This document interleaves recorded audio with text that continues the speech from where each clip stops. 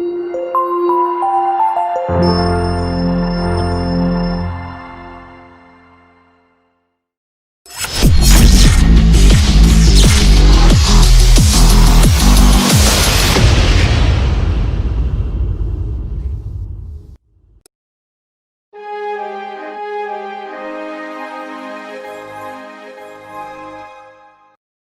boys and girls. This is the course of Environmental Science, and I am G. Chakraborty from Department of Chemistry, welcoming you to this course of Environmental Science. Now, as you people can see in the last 21 lectures, you people have come across different aspects of environment. You have seen that what resources are and how resources are to be treated. You have seen how resources are used by population, how overexploitation of resources leads to tragedies, okay, and you have also seen that how to come up with those, how to overcome with those tragedies, you people have seen, and you have a brief idea about ecosystem, different types of ecosystems, and also you people have seen the disaster management and environmental management systems, right? After that, you have seen how air is treated, okay, what is air pollution, what are pollutants, and how these pollutants are to be clarified, right, and how it's to be treated. That also you people have seen, okay. Now this particular lecture, right, this will give you brief data about land and its pollution, okay. Now in the lecture number 21, you people have seen that what is land, what is earth, what is the composition of earth, what are the layers present in earth, what are the composition of this particular layers, and what is the thickness of these layers, right, and how many types of rocks are there, and what are the examples of these rocks, how many variations of rocks are there, everything you people have seen, right. After that, we have went to the solid waste part, and we have seen what solid waste are, how solid waste are to be treated, okay, and how, what are the types of solid waste, how solid waste are generated, and last but not least, we have seen that what are the 6 steps of municipal solid waste management, okay. Now when we had discussed about municipal solid waste management, I have explained, you might be remembering that the first step was collection, that is गाड़ी वाला आया घर से कचरा निकाल, so आप तो कचरा निकाल दोगे and गाड़ी वाला will take that kachra to the storage yard, right. So second step will be storage, and after storage for 5 to 7 days it will be transported, right, by specially designed vehicles, blue and white color dumpers, right, and you people have seen, I guess, okay. So the third step is the transportation. Then after that, the fourth step is recycling. So with from that, after transportation, it will be recycled, so that important articles, metals and all, if it is present, then they will be taken off and they will be recycled, right. So the fourth step will be recycling. The fifth step is treatment, because if any hazardous articles are present inside your waste, then that needs to be treated. It's very, very important. And finally, after all this, it's time to dispose the waste, right.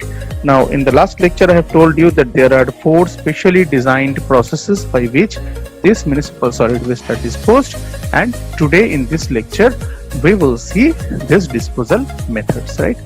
So basically the lecture highlights are disposal methods of municipal solid waste, and the 4 methods are open dumping, landfill, incineration and composting, right. Let us move into the first topic, that is open dumping, okay. Now the picture clearly implies that it is a waste yard, and the things are openly dumped, right. Now open dumping is the most easiest process that we people may have, right. Now why it is very much easiest? Here you need to just see, look around, have a 360 turn, look around that no one is watching you, and just throw it out, right. Most of the Indians practice this, okay, but it is not at all a good practice, because everywhere or anywhere we cannot dump our waste, right. There are specified places called waste bins. You have to dump your waste there. Now, what municipality does basically, if a land is kept, if any barren land disposal site is present nearby a municipality around 3 to 4 kilometers or 5 kilometers away from the locality, right, then that land is selected by the municipality for open dumping. Now, why open dumping is preferable? Because it is very, very cheap, right? So we'll go for the advantage, disadvantages, right, later on. But here, as we can see, that open dumping is defined as the land disposal site at which solid waste are disposed and that does not protect the environment. Okay, because here everything is open, right? This solid waste that you are dumping, it has contact with groundwater, it has contact with land, it has contact with air.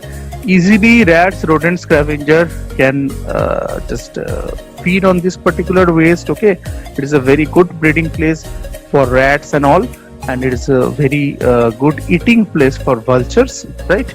So it may happen that they are providing a serious threat to life and property. Adverse effect to health or environment may be observed due to open dumping, right? But you can see multiple open dumpings are present.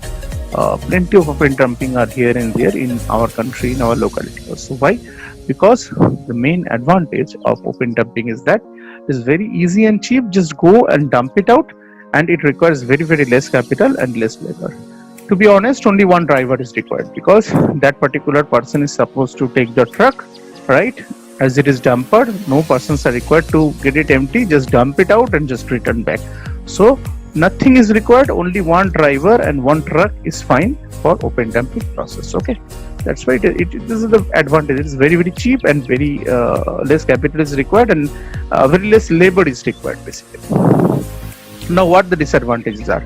Disadvantages will never end because there is a thing that if you go for the cheap one, then it can never be the best one, right? So as the process is cheap, so it cannot be the best, so it does not protect environment, it causes foul smell, the waste are susceptible to disease spreading organisms like flies, mosquitoes and rodents, right? So open dumping is not preferable basically, but it is followed in many places because it is very much cheap. Okay, right, next comes landfill. Now what this landfill is and how this landfill is different from open dumping, right? Now what is the meaning of the word landfill? This landfill name, it means that there is a piece of land which is low. Okay, a piece of land is present which is low and it is to be filled, right? Now how this piece of land can be filled? What is the way? The way is very simple. See, first of all, you just choose a piece of land around 4 to 5 kilometers away from the locality, right? The land should be low. Okay, after that you just dig a big pit inside the land. Okay, and then just make the bottom of that pit cemented, right? Make that concrete. So what will happen? This waste dumped inside the landfill, they will never get contact with the groundwater, because once it contacts with the groundwater, then serious epidemic like cholera may come, cholera and diarrhea. Okay, so historically landfill has been the most common method that is used in many places, though according to me open dumping is also very common, right? Because it is very, very cheap. Some landfills are also used for waste management purpose, right? That is sorting, treatment and recycling. Now landfill is designed into or on the top of the ground, in which trash is separated from the area around it, right? Landfills contain garbage to serve and prevent contamination between the waste surrounding the environment, especially groundwater. See, I've already told you that the bottom of that particular landfill area should be cemented or made concrete so that it does not contaminate the groundwater. Okay. Now, sanitary landfills are sites that are very much isolated from the environment, right? And they are safe. Okay. Now, the bricks that are used are lined with plastic and clay so that they are giving full protection versus from contamination of that particular waste to the environment. Okay. Now, what the major advantages of landfill are? See, air pollution is prevented to the largest extent because the pits are closed, right? No air pollution will be there. No foul smell will also be there. Foul smell is totally eliminated, right? Then disease-causing organisms like fly, mosquito, rodent cannot come in direct contact as the pit is covered and the area is covered. It is separated. Specific location that can be monitored where the waste can be processed to remove all recyclable articles before tripping, means proper recycling. The locations can be selected in such a way that proper recycling will happen. Okay. And landfill also will be of less cost, but it is very much costly compared to that of open dump process, right? And the main disadvantage is a groundwater pollution. Though you try to just make the groundwater less polluted, somehow if it leaks out, the groundwater pollution will happen, which is very dangerous. Why it is dangerous? Because it will cause a serious epidemic to the nearby area. Okay. All right. So after landfill, we are having incineration. Now, what is the meaning of this word incineration? See, incinerators we see everywhere, right? Incinerator is basically a burner, right? A burner with a big smoke releasing facility like this. Okay, so you can see there are incinerators, right? Now, human body after our death, we are also burnt inside an incinerator only, right? It is a waste treatment process basically, and is one of the most effective process. It is also called thermal treatment. Now, why I am saying it is an effective process? Because it reduces the waste by 95 to 96% by volume and 80 to 85% by mass. Now, huge amount of waste reduction occurs. That's why this process is very effective. But there is a problem. This type of waste actually, this type of treatment actually will release ash, flue gas, and heat.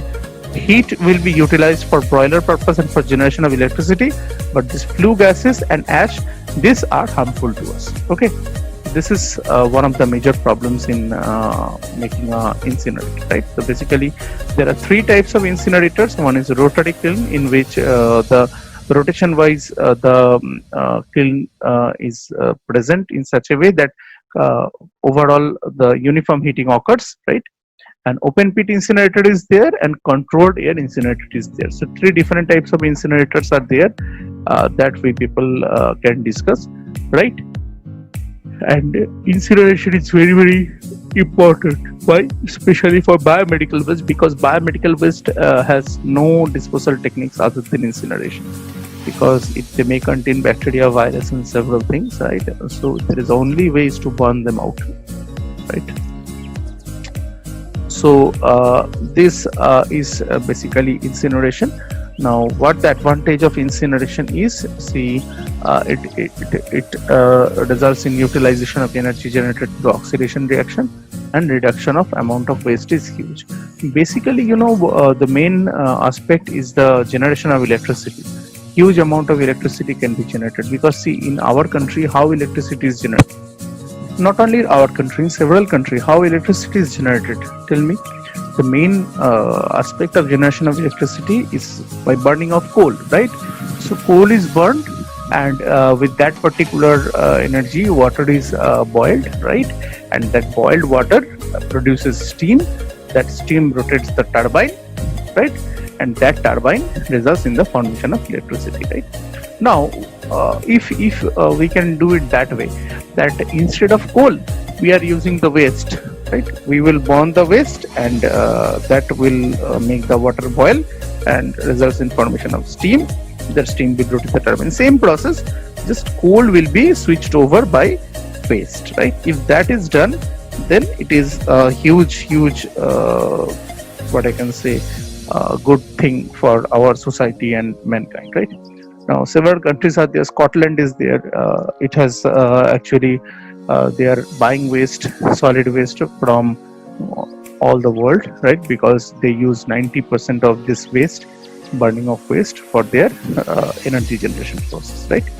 So this was one of the main result of incineration. The main advantage of incineration, that energy formation can be done using the incinerators, right? But there is some disadvantage. The disadvantages are like this: that it is expensive to build, operate, and maintain. Yes, it is huge cost will be required for maintaining, for building this particular thing. And smoke, ash emitted by the chimneys, including gases, heavy metals, and particulates, right?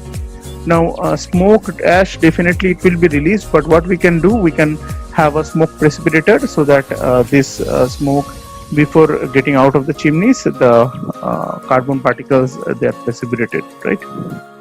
That thing we can do. Okay, so this is all about the process which is called incineration. Now, three processes are over. Our fourth process, the last but not least, the fourth process is the composting. Okay, right. Now what basically the process of composting is? Composting is basically the process of making manure, right? Manure, which is also called compost, using the used materials like vegetable peels and all. Okay, now composting is a form of waste disposal where organic waste disposes naturally under oxygen rich conditions, right?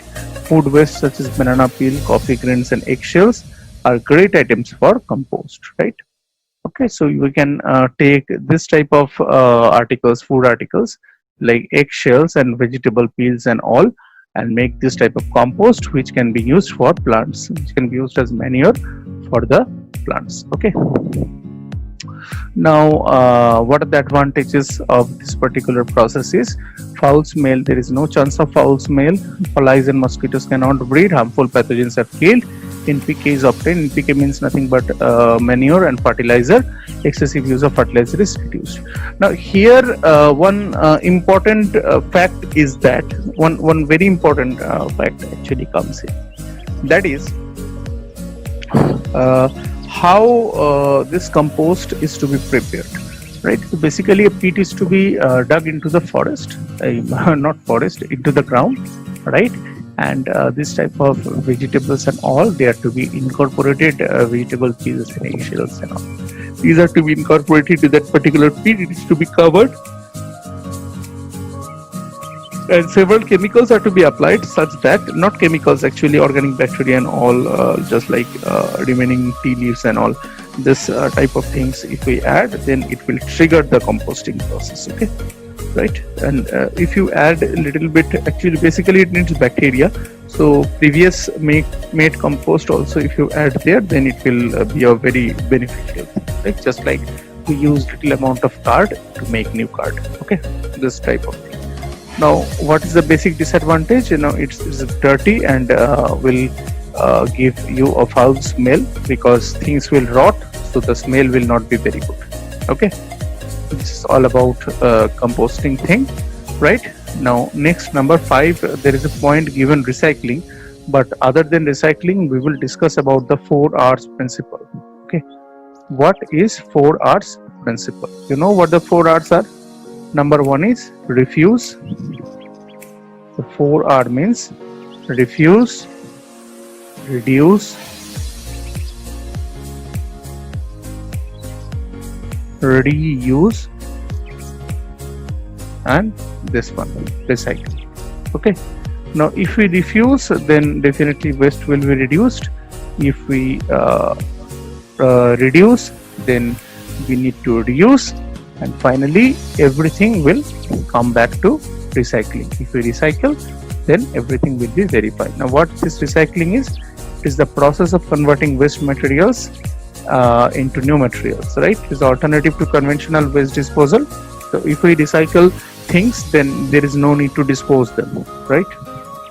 Also the preparation of new materials require large amount of money and energy. Okay, so if we can reuse these materials, then it will be a very good benefit for us as well as for the environment. Okay, what the advantages of recycling is: minimizes pollution, protects the environment, conserves natural resources, right? Okay, now one more thing is there that I'd like to discuss here, because I guess this is the last slide. What are hazardous waste? What are hazardous waste? Okay, now hazardous waste, as you people will see, hazardous waste basically means how many, the question comes in this way, that how you can find out whether a waste is hazardous or not. Okay, so there are 4 criteria depending on which you are going to see whether a waste is hazardous or not, right? What these criteria are: number 1, okay, so I'm writing hazardous waste because it will be of you will remember this. Okay, now this hazardous waste I have written. So basically what are the criteria that will determine whether a waste is hazardous or not? There are 4 criteria, remember very well, that are toxicity, corrosivity, ignitability and reactivity. Okay, so hazardous, if a waste is toxic enough, then it is definitely hazardous. If it is highly flammable, it can be ignited, then it is hazardous. If it is very reactive, then it is hazardous, and if it is corrosive, then also it is hazardous. Okay, so by these 4 things we can predict whether a waste is hazardous or not. Okay, so that was all about the land and its pollution module.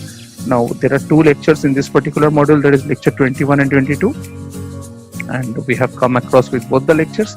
Now what we need to do, you just go through all the things, and you just try to memorize it, try to summarize it, and try to apply it. Okay, whenever you are facing problem, please tell me and we'll solve it out. Okay, so till then, thank you so much, and stay safe, protect the environment to its best extent, right? Stay happy, stay safe. Thank you.